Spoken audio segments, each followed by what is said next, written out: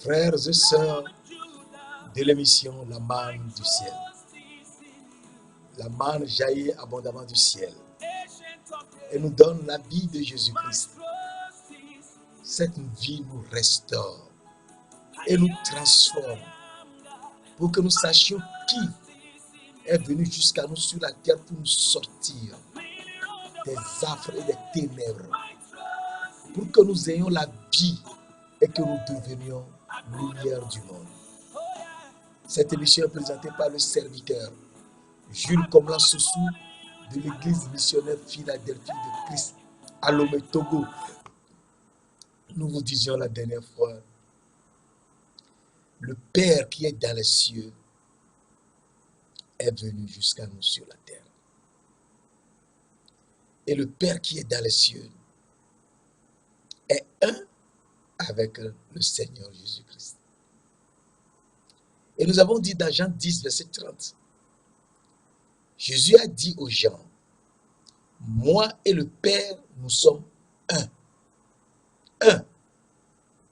Alors les Juifs ont voulu le lapider et il a dit aux Juifs, celui que le Père a sanctifié et a amené dans le monde, vous lui dites que tu blasphèmes, et cela parce que j'ai dit, Jésus est en train de parler, j'ai dit, je suis le Fils de Dieu. Donc Jésus a dit lui-même qu'il est le Fils de Dieu. Donc le Fils de Dieu est Dieu le Père. Et nous avons vu que le Fils de Dieu, eh bien, c'est lui qui ressuscite les morts.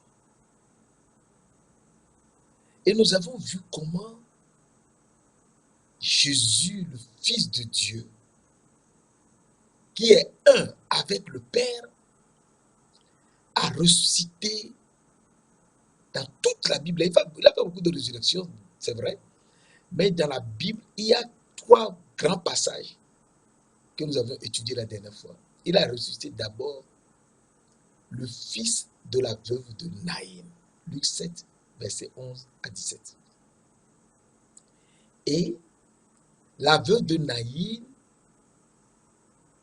quand son fils a été ressuscité par le Christ, qui a touché le cercueil s'est ouvert.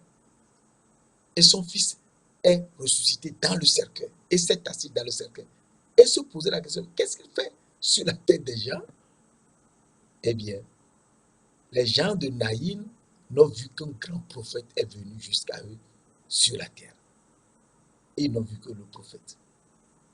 Et Jésus a dit la dernière fois que les descendants de Naïm sont des Ismaélites. Le premier fils que Agar a donné à Abraham, Ismaël. Et il ne voit que le prophète, jusqu'à aujourd'hui d'ailleurs. Et la deuxième grande résurrection est celle que Jésus a opérée pour la fille de Jairus. Jairus est le chef de la synagogue qui a eu la révélation que Jésus est venu et a ressuscité sa fille. Il a couru depuis sa maison. Il est chef de la synagogue. Il a couru depuis sa maison. Il est venu jusqu'à Jésus qui était au bord de la mer. Il s'est prosterné à terre, le chef de la synagogue. Il s'est prosterné à terre. Il s'est mis à genoux. Or, nous savons que les Juifs ne se mettent jamais à genoux devant un homme. Mais lui, le chef même de la synagogue, s'est mis à genoux. Donc, cela veut dire que dans son rêve, il a eu la révélation que Jésus est l'éternel Dieu qui est venu sur la terre. C'est pourquoi il a pu se mettre à genoux devant lui. Sinon, il ne pouvait jamais le faire. Jamais. Mais il s'est mis à genoux, mais il n'a trouvé qu'un maître. Un maître est venu chez lui et a ressuscité sa fille. Et lui, Jairus, il fait partie des descendants d'Isaac. Isaac qui est le deuxième fils d'Abraham que Sarah, sa femme même, lui a donné. Le premier, c'est Ismaël que Agar a donné. Agar, l'égyptienne, a donné à Abraham. Le deuxième, c'est Isaac qui est le fils que Sarah a donné à Abraham. Après la mort de Sarah, puisque Isaac, Ismaël et sa maman ont été renvoyés depuis, et sont partis dans le pays d'Orient et sont en Orient, eh bien, Abraham a pris une troisième femme qu'on appelle Ketura. Et Ketura a fait à Abraham 6 fils, 6 grands-fils, dont l'un s'appelle Madian. Le quatrième des 6 fils s'appelle Madian. Et Lazare est descendant des Madians. C'est un Madianite. Et Jésus a ressuscité Lazare qui était resté dans le tombeau pendant 4 jours en disant seulement Lazare, sors. Et le mort est sorti tout bandé avec un capuchon sur la tête. En sautillant, il est sorti du tombeau. Et Jésus a dit, ayant enlevé la peur du cœur des gens, Jésus a dit, détachez-les et laissez-les. Et Lazare, qui est l'un des troisièmes fils, des 6 derniers fils, que Ketura l'Éthiopienne a donné à Abraham, lui a suivi Jésus partout, jusqu'à Jérusalem, jusqu'à ce que Jésus meure et ressuscité le 3e jour. Et il a vu également partir au ciel. C'est très important de situer cela parce que le Dieu de gloire, le Tout-Puissant, celui-là seul qui peut ressusciter les morts est venu. Et il a ressuscité. Donc, nous relisons Jean 5, verset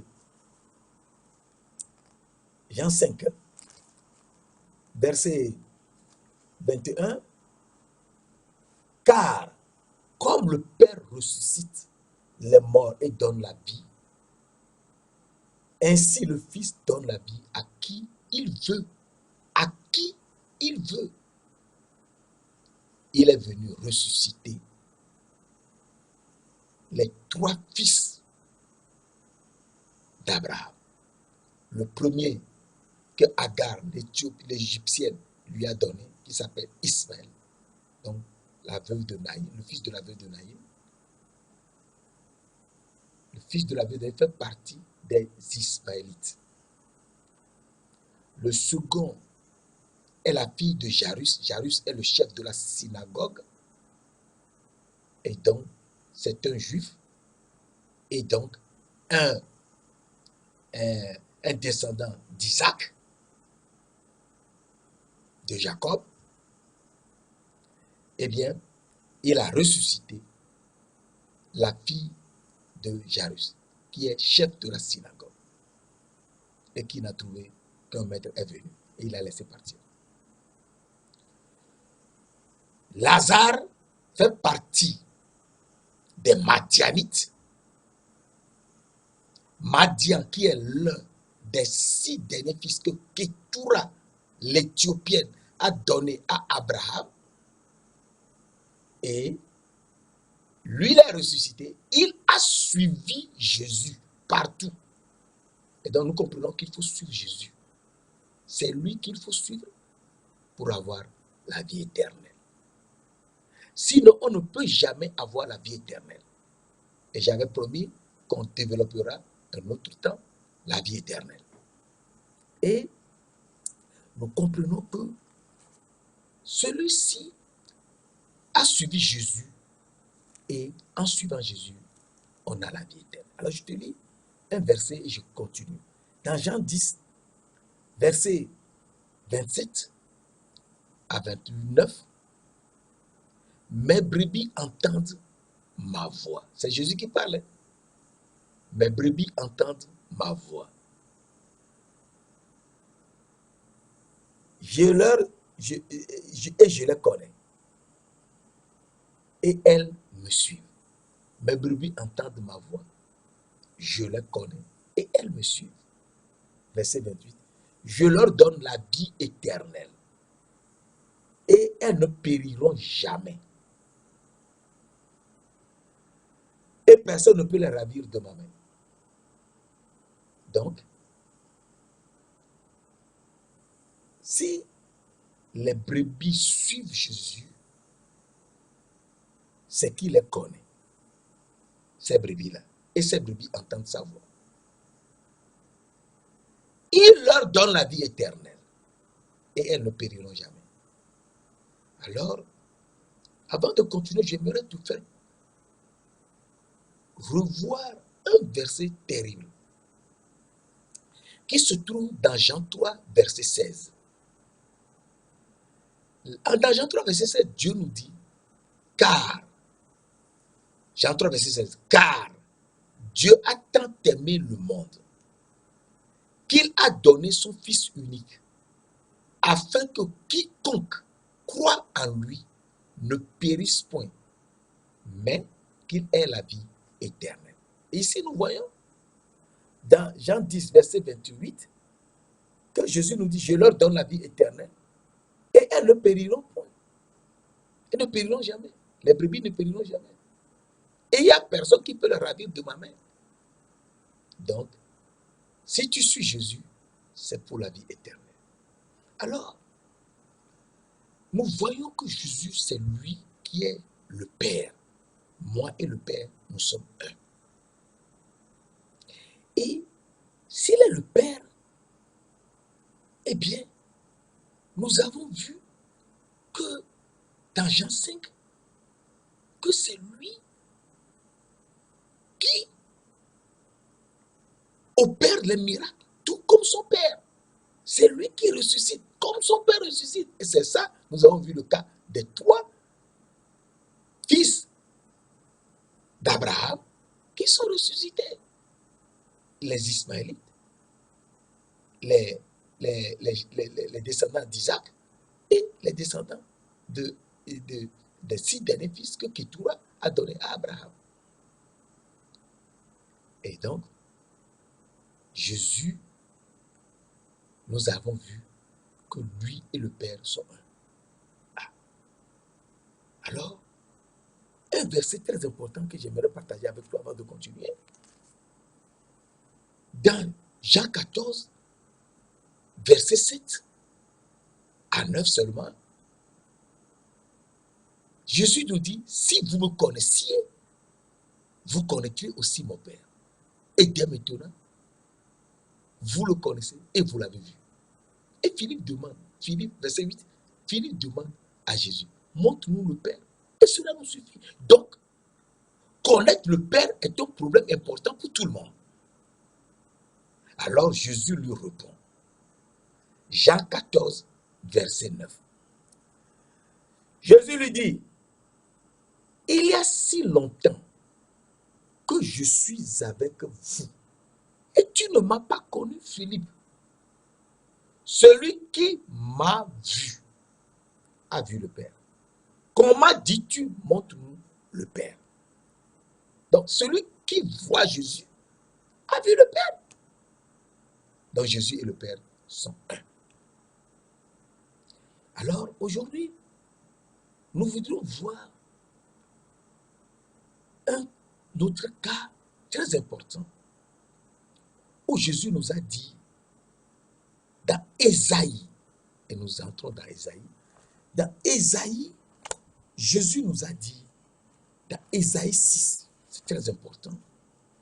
Ésaïe 6, verset 3, on peut lire à partir du verset 1. Ésaïe 6, à partir du verset 1. L'année de la mort du roi Osias, je vis le Seigneur assis sur un trône très élevé, et les pans de sa robe remplissaient le temple. Des séraphins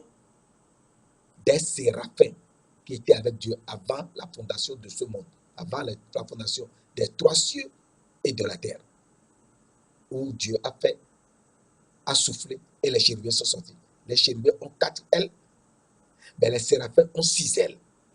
Les séraphins se tenaient au-dessus de lui. Ils avaient chacun 6 ailes.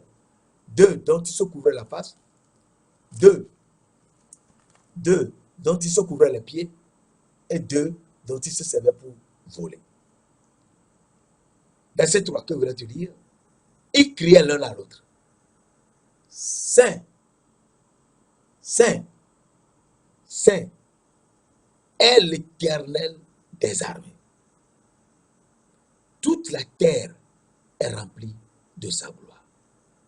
Saint, Saint, Saint est l'Éternel des armées. Toute la terre est remplie de sa gloire. Et l'Éternel des armées, c'est le roi grand air. Verset 5. Mes yeux ont vu le roi, l'Éternel des armées. Donc, le roi, c'est l'Éternel des armées. Alors, l'Éternel des armées, qui est saint, saint, saint, on peut dire 3 fois saint, mais ça ne se dit pas, mais pour la besoin de prédication, nous le disons. L'Éternel des armées, qui est 3 fois saint, est notre Créateur. Oui, il est notre Créateur. Et c'est Ésaïe qui le dit toujours.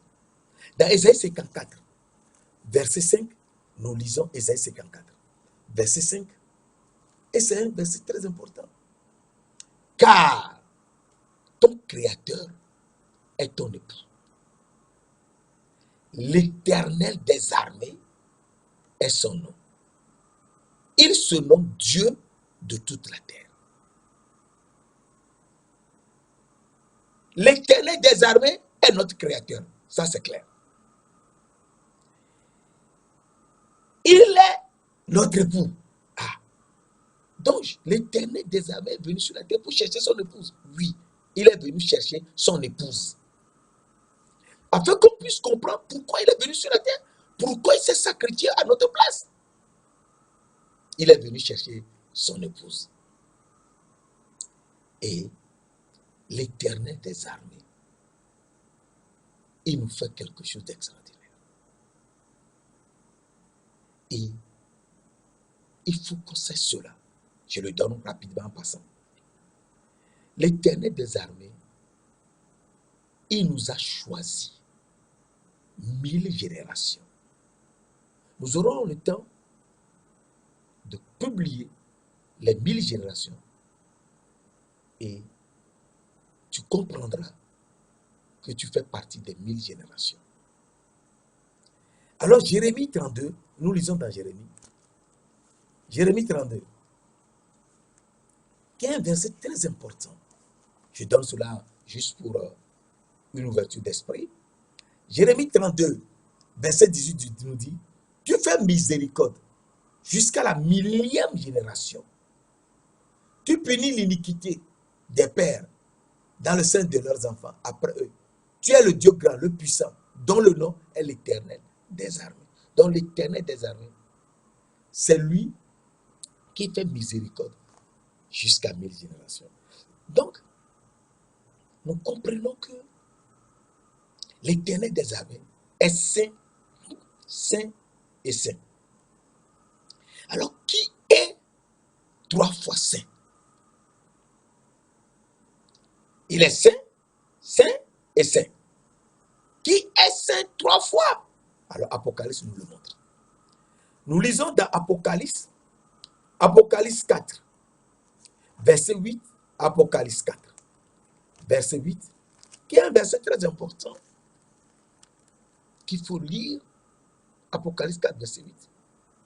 Les séraphins criaient, jour et nuit, ils essaient de dire jour et nuit, Saint, Saint, Saint est le Seigneur Dieu, le Tout-Puissant, celui qui était avant la fondation du monde, qui est aujourd'hui, donc je suis, et qui vient éternellement, l'éternité qui vient. Alors, c'est qui l'Éternel des armées, qui est le Seigneur Dieu, le Tout-Puissant, celui qui était, qui est et qui vient.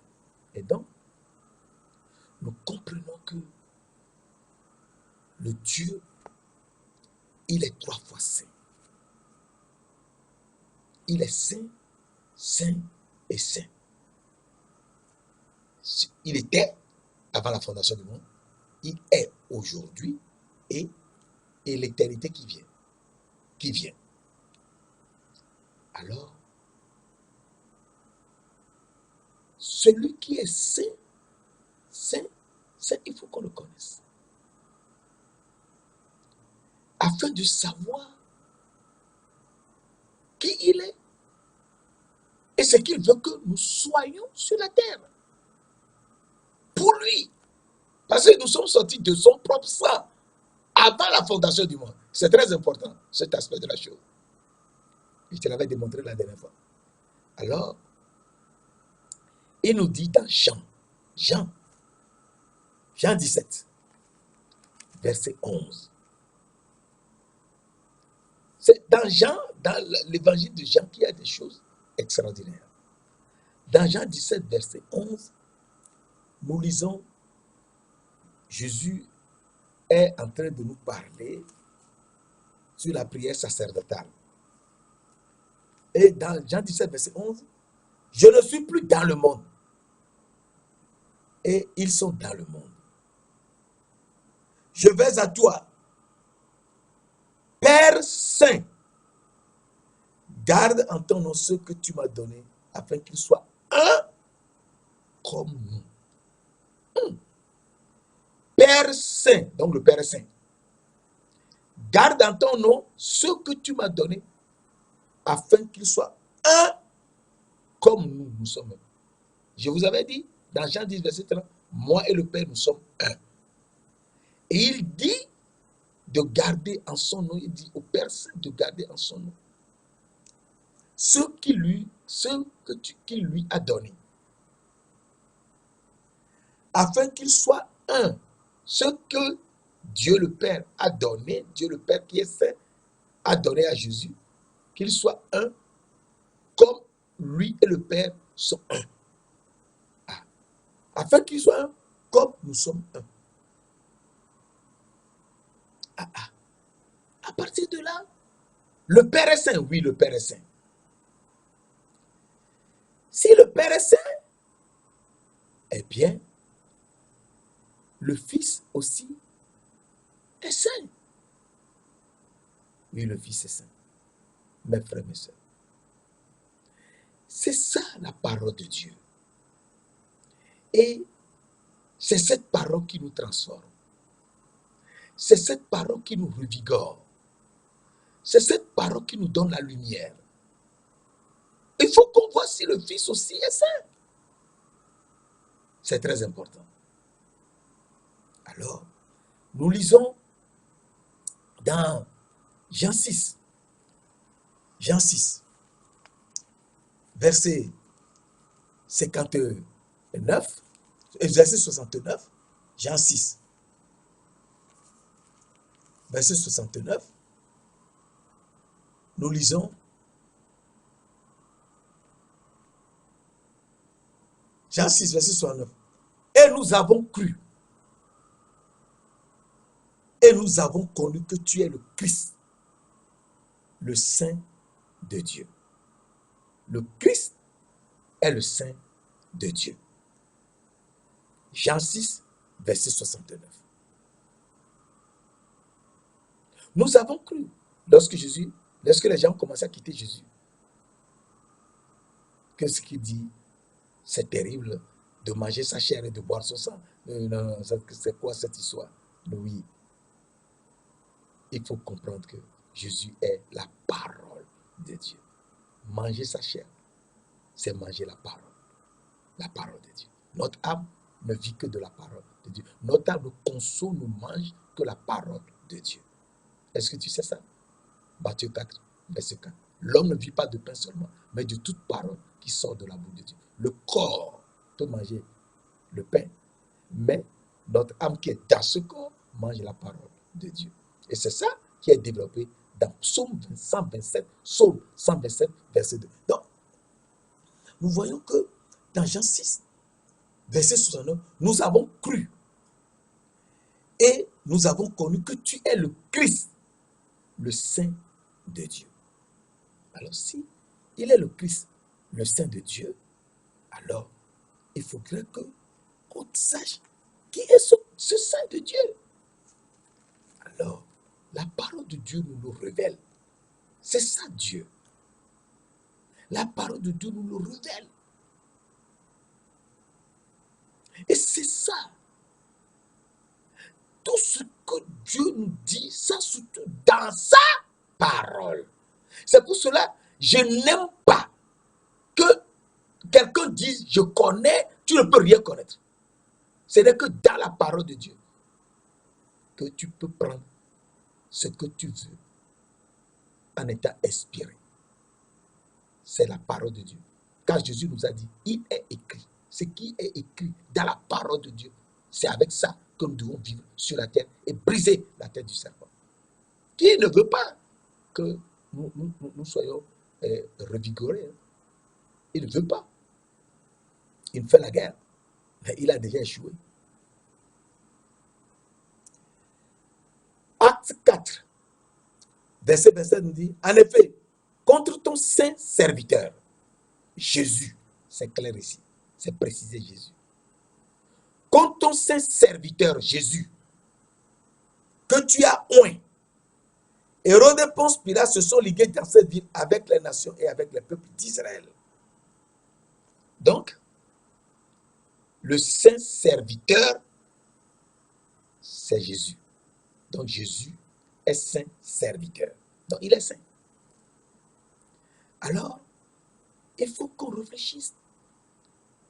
S'il est saint serviteur, eh bien, c'est lui le saint. Oui, c'est lui le saint. C'est lui le saint. Et il dit à l'église de Philadelphie, Apocalypse 3, verset 7, 8, écrit à l'ange de l'église, Apocalypse 3, verset 7, 8. On peut lire rapidement le verset 7, c'est tout court. Écrit à l'ange de l'église de Philadelphie, c'est-à-dire l'amour fraternel. Voici ce que dit le saint. Le Christ qui est le saint, qui est le saint serviteur. Voici ce que dit le saint, le véritable. Pourquoi le véritable? Le véritable, c'est que Jésus est lui-même le Dieu véritable et la vie éternelle. Jésus, il est le Dieu véritable et la vie éternelle. 1 Jean 5, verset 21. 1 Jean 5, verset 21. Jésus, Christ. 1 Jean 5, verset 21. Comme ça, c'est plus clair. C'est lui le Dieu véritable et la vie éternelle. Donc, tu ne peux jamais avoir la vie éternelle si le Dieu véritable, qui est le Saint, ne te conduit pas et que tu le suives. Donc, nous comprenons que Jésus est le Saint serviteur. Il est le Saint et le véritable Dieu. Et c'est lui qui est la vie éternelle. Alors, il faudrait qu'on réfléchisse pour ce qui concerne l'Esprit de Dieu. Nous avons vu le Père est saint, Père saint, Jean 17, verset 11. Nous avons vu le Fils est saint, Jean 6, verset 69. Et Acte 4, verset 27. il faudrait maintenant que l'Esprit aussi soit saint. Nous ne parlons pas du Saint-Esprit, mais nous disons l'Esprit Saint. Parce que c'est un peu différent. C'est la même chose, mais c'est différent pour que ce soit clair. Le Père Saint, le Fils Saint, le Saint Serviteur et l'Esprit Saint. Alors, dans Jean 14, verset 26, Jean 14, verset 26, la parole de Dieu nous dit, mais le consolateur, l'Esprit Saint, donc l'Esprit aussi est saint, oui, l'Esprit Saint, que le Père enverra en mon nom, vous enseignera toutes choses et vous rappellera tout ce que je vous ai dit. Jean 14, verset 26. Mais le consolateur que le Père enverra en mon nom, l'Esprit Saint que le Père enverra en mon nom, vous enseignera toutes choses et vous rappellera tout ce que je vous ai dit. Donc, le Fils est saint, le Père est saint, le Fils est saint, l'Esprit est saint. Donc, c'est les mêmes personnes. Oui, le Père est un avec le Fils et avec l'Esprit. Alors, on doit se poser des questions. Mais si le Père est saint, le Fils aussi est saint, l'Esprit est saint, c'est qui alors le Père de gloire? C'est qui le Père de gloire? Et aujourd'hui, nous verrons également le Père de gloire qui doit être un également avec le Fils et l'Esprit. Le Père de gloire. Alors,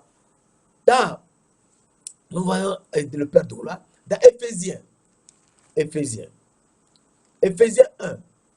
verset 17. On peut lire à partir du verset 16.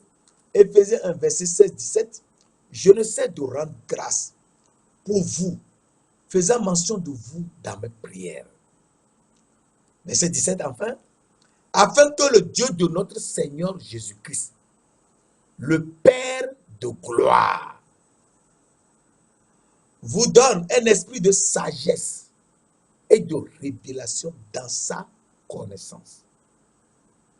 Un esprit de sagesse et de révélation dans sa connaissance. Donc, si tu n'as pas la révélation des paroles de Dieu, c'est-à-dire si tu n'es pas serviteur et prophète de Dieu, tu ne peux pas savoir que la terre sur laquelle tu es et où je suis également est fondée à partir de la sagesse de Dieu. Et donc, cette sagesse, c'est de craindre Dieu. Il faut craindre Dieu et s'éloigner du mal. C'est ça l'intelligence. C'est ça la sagesse. La sagesse, c'est de craindre Dieu. Très important. Job 8, verset 8. Mais nous ne sommes pas là. Donc, le Père de gloire. Si le Père, c'est le Père de gloire, eh bien, le Seigneur Jésus-Christ qui a été crucifié à notre place doit être aussi le Seigneur de gloire. Parce que Jésus-Christ, quand il est venu, les bergers à Bethléem, qui sont dans la région de Bethléem, les anges des cieux sont venus leur dire qu'il nous est né le Sauveur, qui est le Christ, le Seigneur.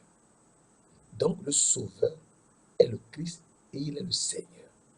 Donc il faut, quand le Père de gloire est le Dieu tout-puissant, qui nous donne un esprit de sagesse et de révélation dans sa connaissance. Pour le connaître, il faut la sagesse, il faut le craindre. Et il se révèle à toi. Et il fait de toi un serviteur et prophète. Amos 3, verset 7. Il ne faut jamais oublier Amos 3, verset 7. eh bien, nous allons voir le Seigneur de gloire. Dans 1 Corinthiens 2, 1 Corinthiens 2, pour savoir cette sagesse dont Dieu parle. Dans 1 Corinthiens 2, verset 7-8, nous lisons, on peut lire à partir du verset 6 même. Cependant, c'est une sagesse que nous prêchons parmi les parfaits. Sagesse qui n'est pas de ce siècle, ni des chefs de ce siècle qui vont être anéantis. Les chefs de ce siècle seront anéantis, ça c'est clair. Nous prêchons la sagesse de Dieu. Nous prêchons la sagesse de Dieu, mystérieuse et cachée. La sagesse de Dieu, mystérieuse et cachée.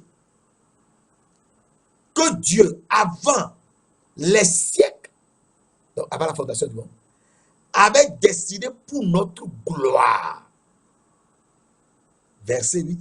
Sagesse qu'aucun des chefs de ce siècle n'a connue.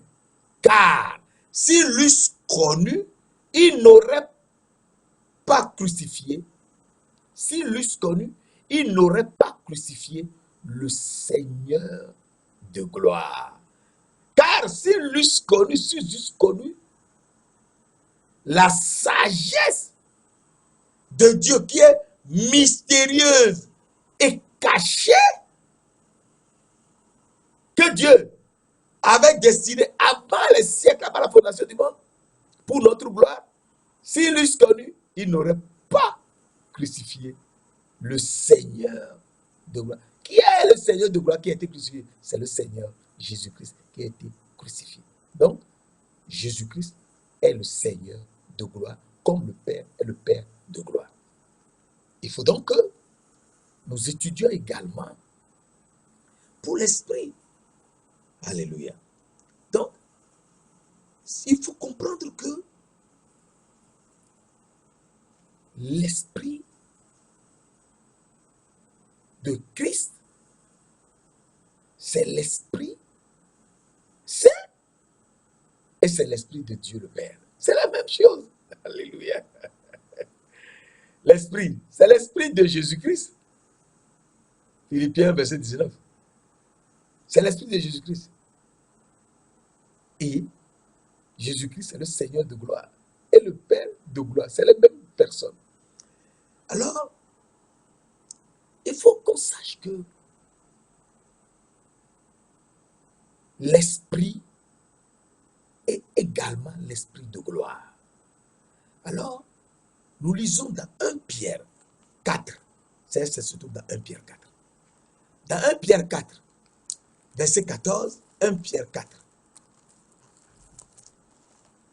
1 Pierre 4, verset 14, nous lisons: si vous êtes outragés pour le nom de Christ, vous êtes heureux. Si vous êtes outragés pour le nom de Christ, vous êtes heureux.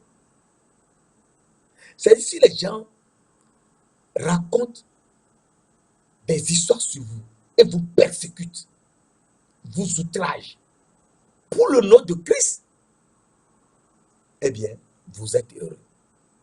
Parce que l'esprit de gloire, l'esprit de Dieu repose sur vous. Mes frères et sœurs, l'esprit de gloire, l'esprit de Dieu repose sur toi. Si tu es outragé et que tu es persécuté par les gens, c'est que l'esprit de gloire repose sur toi. C'est très important.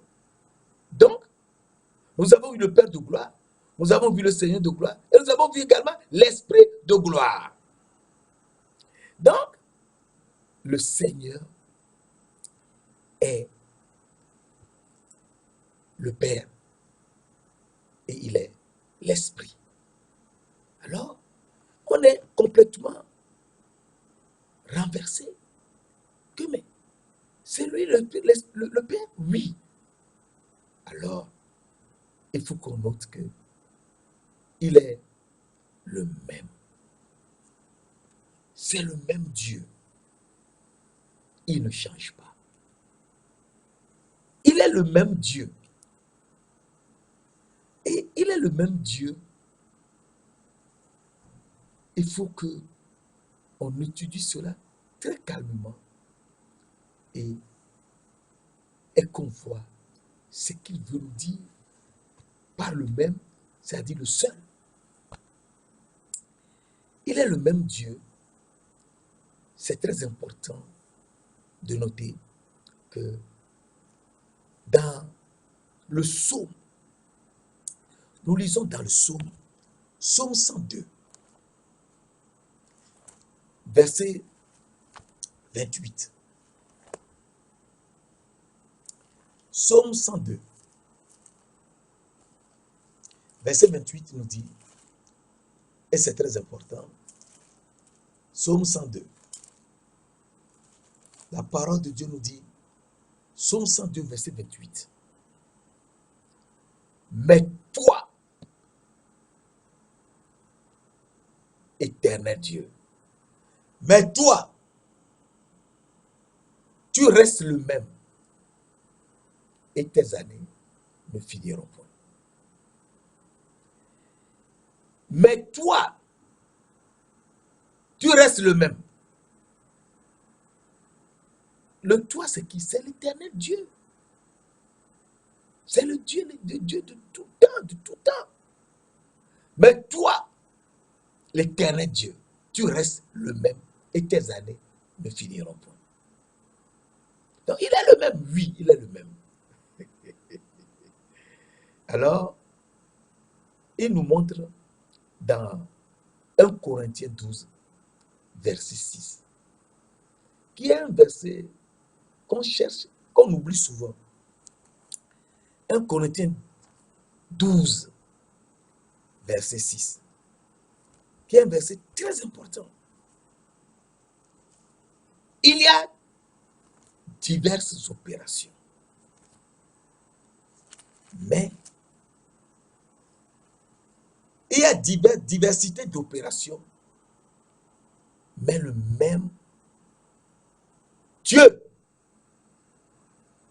qui opère tout et en tous. Le même Dieu qui opère tout et en tous. 1 Corinthiens 12, verset 6. Le même Dieu est le même esprit. Alors, nous lisons dans 1 Corinthiens 12, verset 4. Il y a diversité de dons, mais le même esprit. Ah, c'est le même esprit? Oui, le même esprit. Verset 5, 1 Corinthiens 12, verset 5 enfin. Il y a diversité de ministères, mais le même Seigneur Jésus-Christ. Et il y a diversité d'opérations, mais le même Dieu qui opère tout et en tous. Donc c'est le même, oui, c'est le même. Il ne change pas. Alors, s'il est le même, la parole de Dieu nous dit, dans Romains 10, verset 12, et qui est un verset tellement important, Romains 10, verset 12, et là, Romains 10, verset 12, afin que toi-même tu fasses les recherches. Dieu nous dit, dans Romains 10, verset 12, il n'y a aucune différence, en effet, entre le juif et le grec, puisqu'ils ont tous un même Seigneur qui est riche pour tous ceux qui l'invoquent. Ah, donc, c'est le même Seigneur. Oui, c'est le même Seigneur. Pour tous ceux qui l'invoquent. Le même Seigneur, le même esprit et le même Dieu, oui. Alors, si tu réfléchis bien, tu comprends que mais si c'est le même Seigneur, alors C'est lui qui fait tout. Oui, c'est lui le seul. C'est le même. Il ne change pas. Il ne change pas. Alors, il nous dit dans Hébreu 1, verset 12, dans Hébreu 1, verset 12, qui est un verset tellement important, mais que nous aimons laisser tomber souvent. Hébreu 1, 12. Hébreu 1, verset 12, qui rejoint exactement Psaume 102, verset 28 que j'ai lu tout à l'heure, mais que je te relis quand même dans Hébreu, pour que tu sais que c'est également dans le Nouveau Testament. Dans Hébreu 1, 12, la parole de tu les rouleras comme un manteau et ils seront changés. Mais toi, tu restes le même et tes années ne finiront plus. Tu les rouleras comme un manteau et ils seront changés. Mais toi, tu restes le même et tes années ne finiront point. Ah, alors, on comprend que le même Seigneur, il ne change pas. Il est toujours le même. Oui, il est toujours le même. Il est toujours le même Dieu qui opère tout et en tout. Oui. Il est toujours le même esprit. Oui. Alors, celui-là, s'il est le même, cela veut dire qu'il ne change pas. Oui, il ne change pas. Car Malachie 3, verset 6 nous dit, Malachie 3, verset 6, je suis l'Éternel, je ne change pas. Malachie 3, verset 6, je suis l'Éternel, je ne change pas. Donc, il ne change pas. Il est le même, il ne change pas. Et nous retrouvons la concordance dans le Nouveau Testament, Jacques 1, verset 17. Jacques 1, verset 17.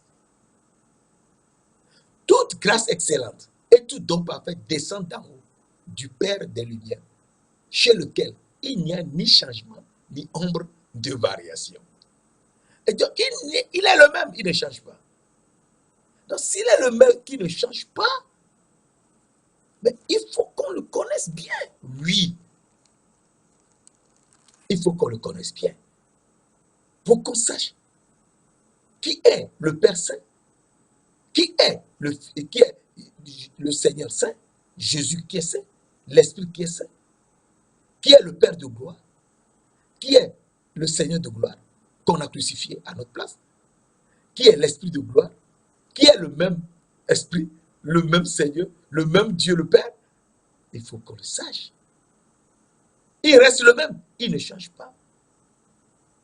Alors, la parole de Dieu nous dit, dans Hébreu 13, verset 8, je l'avais dans la dernière fois, hein, je fais que me répéter. Dans Hébreu 13, verset 8, la parole de Dieu nous dit, Jésus-Christ est le même hier, c'est-à-dire l'éternité passée, était. Aujourd'hui est, c'est-à-dire je suis, et éternellement. Donc, il est le même. Il ne change pas. Le même hier avant la fondation du monde, aujourd'hui et éternellement. Alors, s'il est le même hier, aujourd'hui et éternellement, eh bien, nous pouvons continuer que Jude 25 te dit, Jude, avant Apocalypse, Jude 25 nous dit, et nous allons à la fin, Jude 25, à Dieu seul, c'est lui le seul Dieu. Notre Sauveur, c'est lui le seul Sauveur. Par Jésus-Christ, notre Seigneur, c'est lui le seul Seigneur. Soit gloire, majesté, force et puissance, dès avant tous les temps, avant la fondation du monde. Et maintenant, aujourd'hui, et dans tous les siècles, éternellement à venir. Amen. Mes frères, mes sœurs, Jésus-Christ, c'est lui qui est Dieu, le même. Il ne change pas. C'est lui qui était là hier, dans l'éternité passée, avant tout le temps, aujourd'hui, maintenant. Et c'est lui je suis. C'est lui je suis. Et dans tous les siècles, donc éternellement, c'est lui, Jésus-Christ. C'est donc lui, le Père Saint, le Dieu de gloire. Et c'est lui le même Dieu, le même Seigneur, le même Esprit. Saint-Esprit, nous te remercions, nous t'exaltons, nous te magnifions. Enseigne-nous, Saint-Esprit. Élève-nous, donne-nous la sagesse de Dieu, afin qu'on le crée et qu'on sache que sur la terre, nous avons besoin de ces paroles pour continuer à vivre. Car notre âme a besoin de la parole de Dieu pour vivre.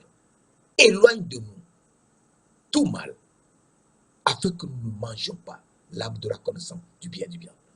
Éloigne cela de nous, afin que nous ayons l'intelligence de nous éloigner de la gloire personnelle, mais plutôt de te donner la gloire en tout temps, car c'est à toi la gloire, la puissance et la force, la majesté en tout temps, au siècle des siècles. Amen.